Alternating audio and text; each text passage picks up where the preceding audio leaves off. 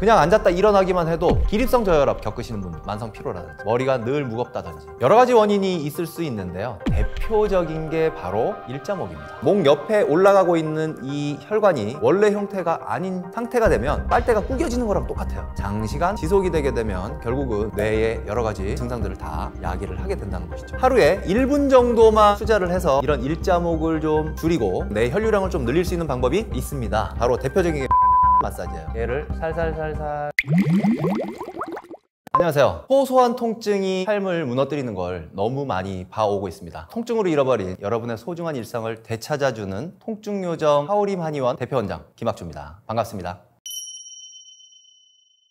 이유 모를 피로감이나 만성 통증 혹은 만성 피로, 사실 원인이 여러 가지가 있을 수 있죠. 그 중에 하나, 상당히 많은 부분을 차지하는 뇌 혈류량의 저하입니다. 뇌는요, 전체 체중의 2%밖에 안 돼요. 그런데 그 뇌가 사용하는 산소량은 전체 20%를 사용하고 있습니다. 그래서 뇌로 올라가는 혈류량이 좀 줄어서 산소 공급량이 조금 줄기만 해도 사실은 굉장한 피로감을 느끼고요. 사람 많은 공간 이런 데 가가지고 산소가 좀 부족하다든지 하품 나오고 피곤하고 이런 경험들 많이 하실 겁니다. 그리고 특히 이제 여성분들 보면 기립성 저혈압 겪으시는 분들 종종 있는데, 그냥 앉았다 일어나기만 해도 끝까지 혈류가 제대로 못 돌면 그 순간에 약간 어지럽다든지 혹은 멍한 느낌 드시잖아요. 그런데 이게 계속 지속적으로 우리 뇌에 혈류가 제대로 공급이 안 된다면 어떤 일이 벌어지냐, 바로 이런 만성 피로라든지 머리가 늘 무겁다든지 여기저기 쑤시고 아프다든지 혹은 자율신경의 장애를 일으킨다든지 이명이라든지 브레인 포기 이렇게 얘기를 하잖아요. 머리가 멍하고 불편한 거, 안구 통증, 메스꺼움, 이런 많은 일들이 사실은 뇌 혈류가 제대로 공급이 되지 못하면 뇌 혈류량이 줄어들고 여러 가지 영양물질의 공급이 줄어들게 되면 나타나는 일들입니다. 여러 가지 원인이 있을 수 있는데요.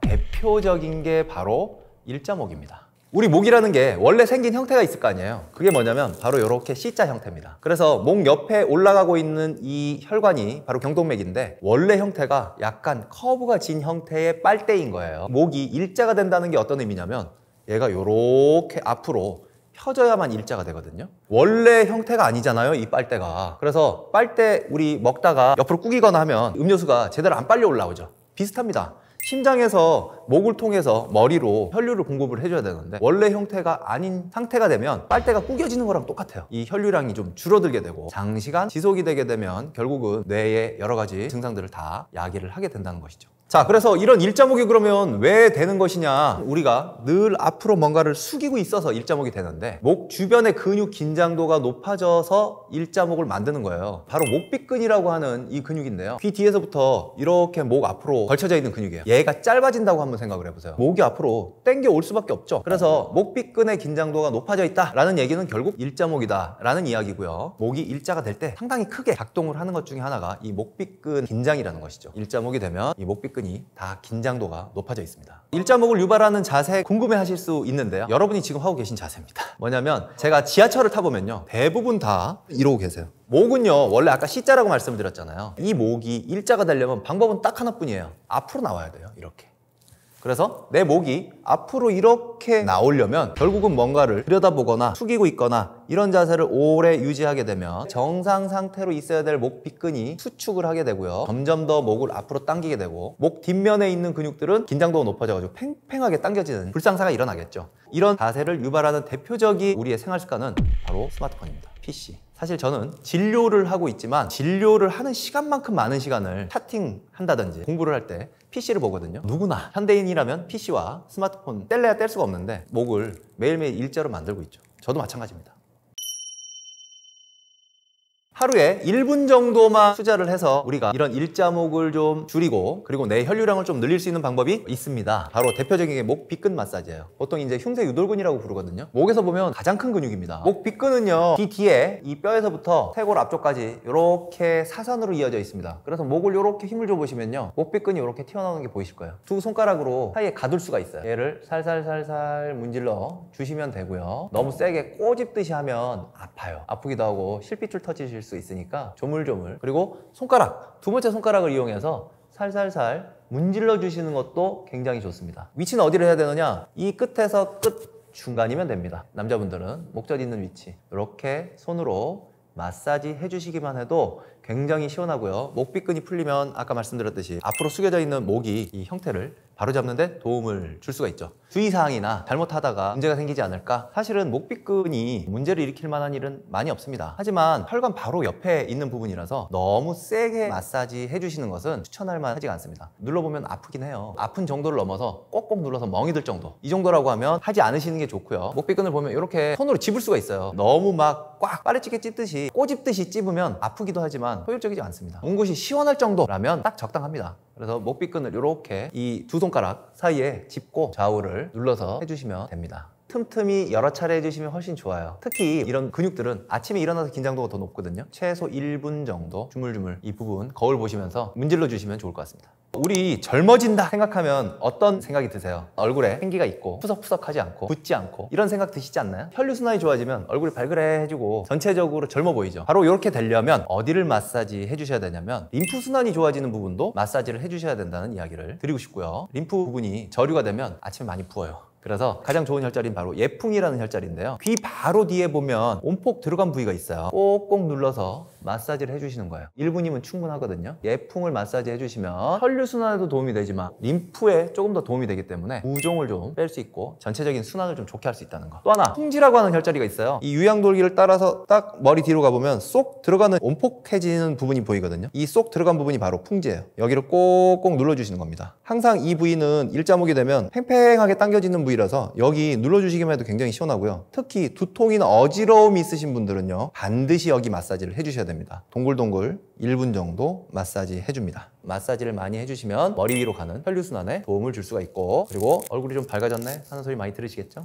풍지혈 바로 옆에 보면요, 천주혈이라는 혈자리가 있습니다. 머리 뒤에 보면요, 볼록 튀어나온 뼈가 있거든요. 바로 옆에 보면 근육이 튀어나온 부위가 있어요. 마사지 해주시면 풍지혈과 마찬가지로 머리를 잡아당기는 견인력을 늘 가지고 있는 부위이기 때문에 같이 마사지 해주시면 혈류순환에 도움이 됩니다. 풍지는 온폭 들어갔거든요. 천주는요, 볼록 튀어나와 있어요. 승모근이 들러붙는 부착 부위예요. 볼록 튀어나온 이 부위, 여기가 천주고요. 이 부위가 늘 긴장이 돼 있기 때문에 아프면서도 굉장히 시원하거든요. 더 좋은 방법은 사실은 머리를 뒤로 살짝 젖힌 다음에 손으로 움직이는 것도 중요하지만 손은 고정시킨 자세에서 머리를 살살 움직여 주시면, 같이 이렇게 움직여 주시면 훨씬 효과적으로 마사지를 하실 수가 있어요. 자, 마지막으로 백회혈입니다. 귀 끝에서요, 이렇게 쭉 올라가면요, 머리 꼭대기에서 만나는 부위가 있어요. 여기가 바로 백회혈이에요. 가장 꼭대기고요. 한방에서는 여기를 기중기라고 불러요. 특히 치질이나 이 몸이 깔아지는 증상이 있을 때 백회혈 자체를 마사지 해주거나 치료를 해주면 전체적인 기운을 끌어올려 준다고 하거든요. 두드려준 가벼운 마사지만으로도 혈류순환에 도움을 줄 수 있고, 아까 말씀드렸듯이 한방적으로는 기운을 또 끌어올려주는 좋은 역할을 하는 자리이기도 합니다. 톡톡 1분 자기 전에,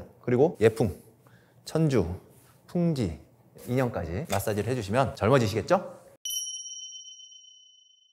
혹시 제2의 심장이란 말씀 들어보셨나요? 심장은 우리 가슴에 있지만 발끝까지 내려갔다 다시 올라오려면 얼마나 힘들겠어요. 중력이 있잖아요. 근데 밑에 또 하나의 심장이 있습니다. 바로 종아리예요. 종아리 근육이 짱짱하게 제대로 일을 해주잖아요. 밑에까지 내려갔던 혈액이 심장으로 다시 올라오는데 힘들이지 않고 올라올 수가 있습니다. 그런데 종아리 근육이 너무 물렁해져서 힘이 없어지면 전신 혈류순환에 문제가 생기기 때문에 나이 들어서 근력이 빠진다, 늙는다, 혹은 기운이 없다, 종아리 근육이 빠져서 그런 경우도 많습니다. 종아리 운동 틈틈이 해주시는 거 굉장히 중요합니다. 종아리 운동의 가장 대표적인 거는요, 뒤꿈치 들기예요. 사실 운동이라고 할 것도 없습니다. 무슨 얘기냐, 우리 걷다 보면요, 신호등 불 바뀔 때 기다리시잖아요. 이때 잠시 뒤꿈치 들기 해주시는 거예요. 뒤꿈치를 들고 내리고 해주시면 하루에 사실은 그런 시간이 얼마나 많을까요? 설거지 하실 때 뒤꿈치 들었다 내렸다 들었다 내렸다 얼마든지 할 수 있잖아요. 심장을 강하게 만들고 전신 혈류순환을 돕는 어마어마한 운동 하고 계시는 겁니다. 제가 추천드리고 싶은 생활 습관 딱 3가지인데요. 그 중에 하나는 뭐냐면 바로 깊은 수면, 두 번째는 하루 30분 걷기, 세 번째는 아침에 따뜻한 차 혹은 따뜻한 물 한 잔 마시기. 이 3가지가 제가 가장 추천드리고 싶은 이야기입니다. 첫 번째, 수면이 가장 중요한데, 핸드폰 보면 방전되잖아요. 충전을 하는데, 우리가 수면이라고 하는 것은요, 핸드폰을 충전하듯이 우리 몸을 자는 동안 충전시켜서 세포를 재생시키고, 그리고 노폐물을 빼고 자면서 하거든요. 그래서 깊이 자는 게 중요한데, 잠을 제대로 못 주무시게 되면 여러 가지 질병이 생깁니다. 특히나 현대사회에서 보면 다들 핸드폰 가지고 계시잖아요. 자기 전에 핸드폰 보다 보면 말똥말똥해져요. 지속해서 보게 되거든요. 중요한 거는 뭐냐면 블루라이트를 자기 직전에 보시게 되면 잠을 쫓는 거예요. 주무시기 1시간 전에는 스마트폰을 보지 않는 거. 두 번째는 뭐냐면 하루에 30분 정도는 걸으셔야 돼요. 이 걷는 행위가 왜 중요하냐면, 연세가 드시면요, 하체 먼저 근육이 빠집니다. 그러면서 여러 가지 문제들이 생기기 때문에 하체의 힘을 기르기 위해서라도 하루에 30분 이상은 좀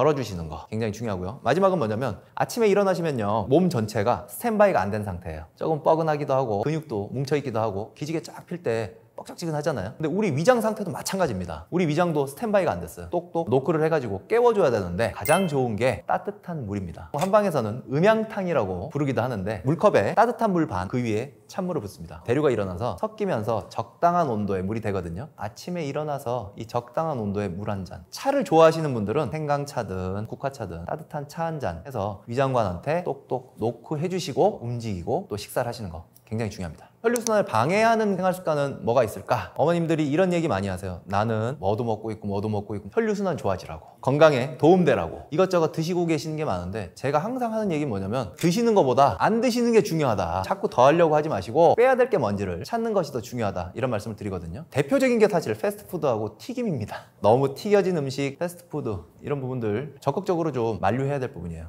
식사하시고 나서 빵 드시고 걱정되니까 다른 것도 드시잖아요. 건강보조식품 같은 거 추가를 해서 플러스해서 하시려고 하지 마시고요. 덜 먹는 거, 빼는 거 이게 중요하다.